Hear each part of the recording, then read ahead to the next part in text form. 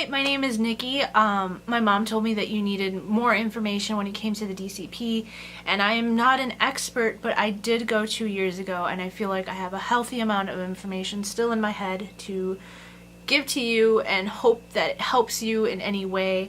I, first of all, am so sorry that this took me so long to do.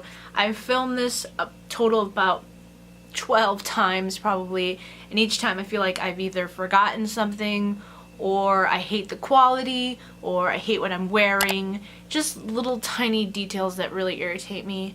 I'm also a film student, which means I am constantly filming and never have time to do this. And I didn't want to give you just like a half-assed email because I feel like I'm a visual learner, and so maybe that will translate well for you too. But if you feel like an email makes you feel more secure and you can go back on it without having to rewatch and try and find a spot, please let me know. I'll set up a really long email for you and get it all sorted out. If you see a bright light, it is my notes because I don't want to forget anything. I figured this can be about mainly the whole phone interview process, and then maybe get into housing and stuff, and then the second video will be all about like what it's like to actually work there and the different positions and stuff like that, because that's a whole other story, and if I were to jam pack it into one video it would just be way too long and I don't want to bore you. Alright, so first things first, the phone interview. And I don't know if you've already been through this. I don't know if you're waiting for it. Sorry, someone is playing very loud music. Okay, that was a whole thing. The phone interview.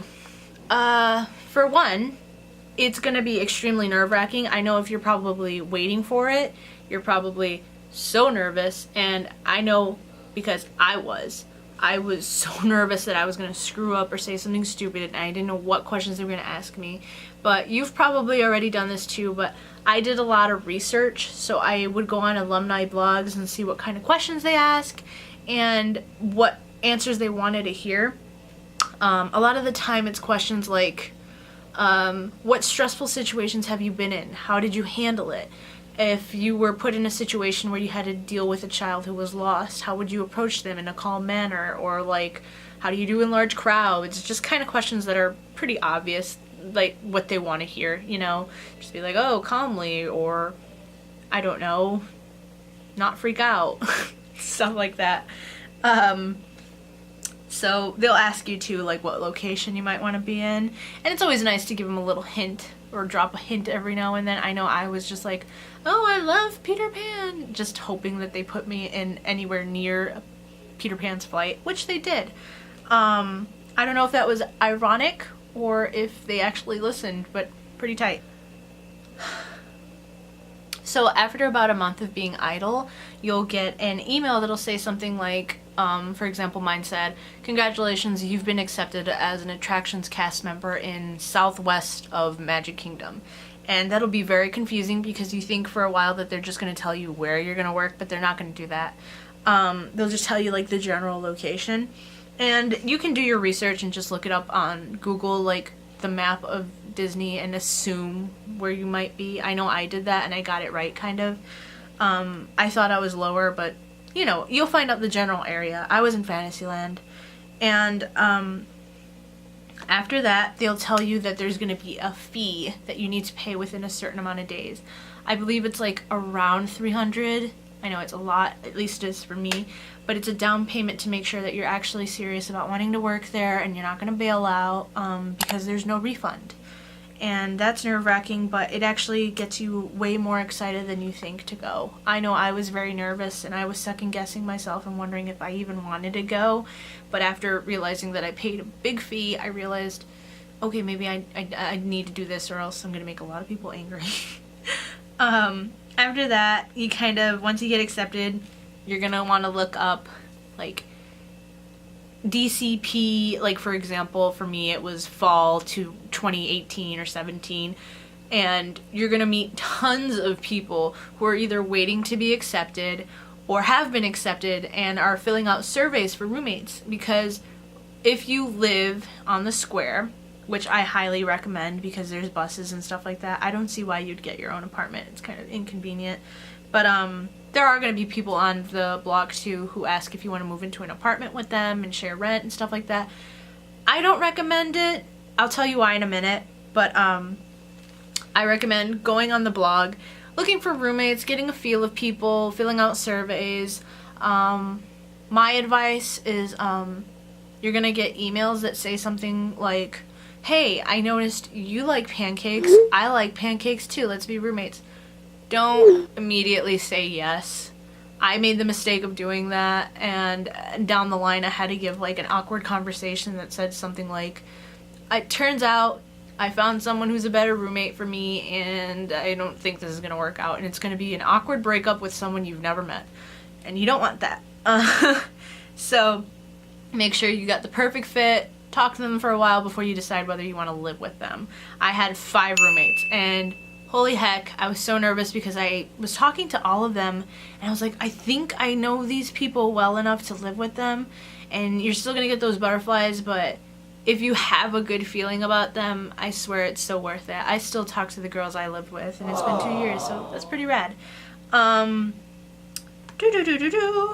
was gonna talk about living off campus, wasn't I? Well, here's the thing about housing. There's 4 different places you can live on. I call it campus, but it's just, you know what I mean. There's 4 different places. There's Vista Way, Patterson Court, Chatham Square, and Commons Square, I believe. I lived in Chatham. It was pretty rad. I loved it. It has its cons. I'll get to them soon. Everyone wants to live in Commons because it has like washer and dryers in the apartment, and it makes it like totally cooler, I guess. Plus the apartments are newer, so they look a little bit nicer. Patterson is known as like the party square. I don't know why. I guess everyone just, it's a party square. Vista Way is the farthest.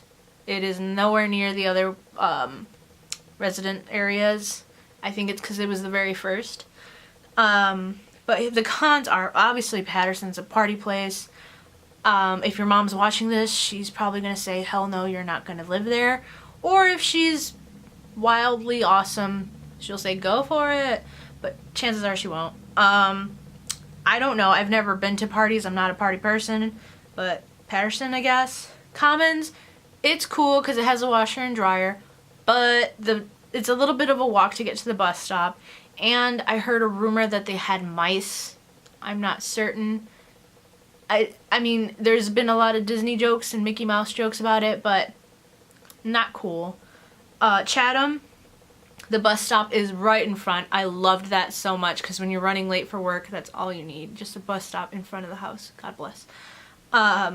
But we did have a roach problem at the end of our program that scared the living daylight out of me. It didn't happen at the beginning of our program, but after I talked to more people who lived on the square in different buildings, they said that they also had a roach problem, so I'm guessing that's just a thing. It's gross, but you can report it and stuff like that. Vista, I don't know enough about, but it's like the main bus place. So buses are right in front there too, but it lags a little bit because it's like where the bus drivers hang out and collect and change shifts and stuff, and it's kind of like it lags, and I kind of hated stopping at Vista.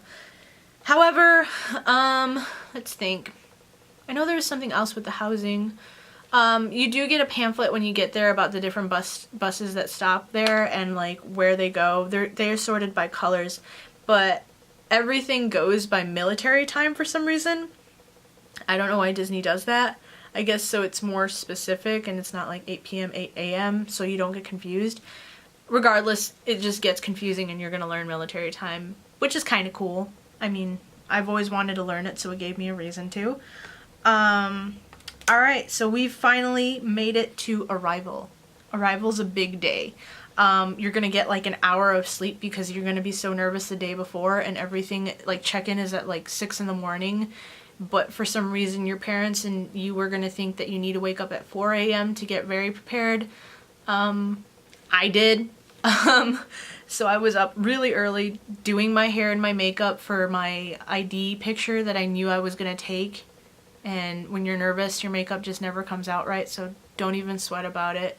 The only people who will see your ID are you and the security. Don't fret.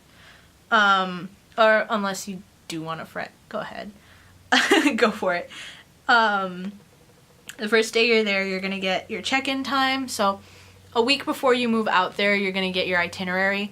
Please don't forget it. Make sure to print it. It's so important. It'll tell you what times you have your urinary test, what times you need to check in, what time you need to move in, what time everything is, orientation, blah, blah, blah, blah, blah. And so you'll get your apartment key and you'll get your ID picture, and you get your ID immediately and you're good to go. So once you get that all sorted out, you're going to move in, you're going to move all your stuff into your apartment. You're going to look at your mom very panicked and say, what do I do now? And she'll say, look at the itinerary. And you'll be like, got it. And it'll give you like a rundown of what time you need to go to get your drug test, or what time you need to go to... Oh man, there was just so much going on that I don't think I even remember what exactly I did. I just know that I was super busy and I peed before my drug test, and that was a whole mess because I had to stand there for like an hour drinking water until I peed. That's a mess. So make sure not to do that like I did. And after that, you're gonna have, it's gonna be scattered throughout the week. I think it's like 3 days of orientation stuff. So you're not gonna figure out, this is the part that sucks.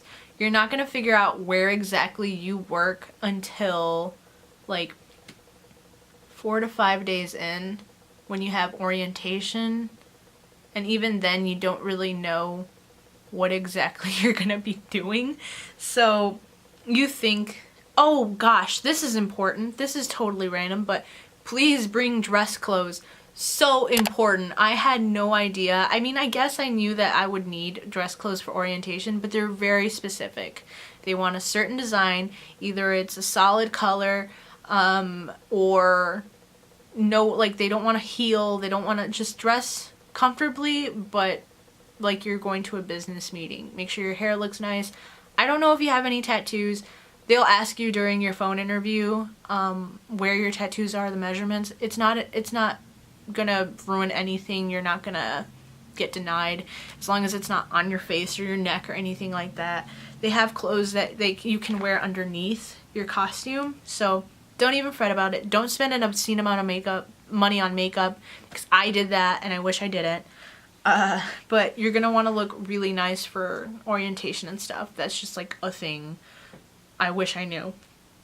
But you do get a bus that stops at, I'm sorry, I'm all over the place, but back to the buses. The buses take you either to the parks, the resorts, or Walmart or Publix, so you're all set to go.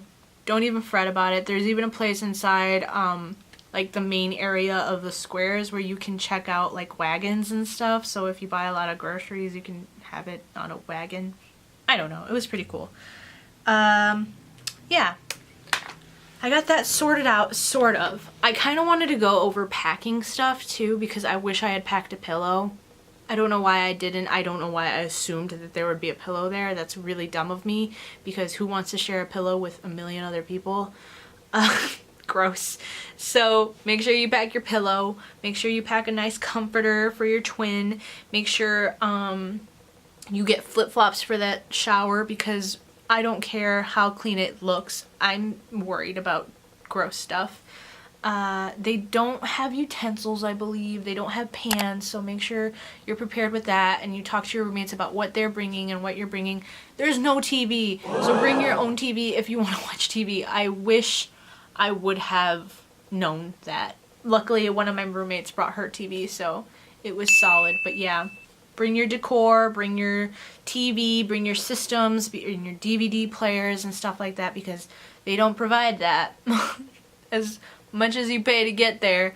But yeah, I liked living there. I thought it was pretty neat. They usually have scheduled sorry, I'm saying a lot. They have scheduled like check-ins so they can see how you're keeping up with the apartment too, so make sure to stay clean and cleanly, not only for you but also for the fact that you might need to pay for your mess, and that sucks. And also keep in touch, talk to your roommates about that too, because that's important. I think that is all I got for the first couple days there and moving in and stuff like that. If I come up with anything else, I will let you know, because I know that's a very important day. And yeah, I'll get more into detail about working there in the second video. So thanks.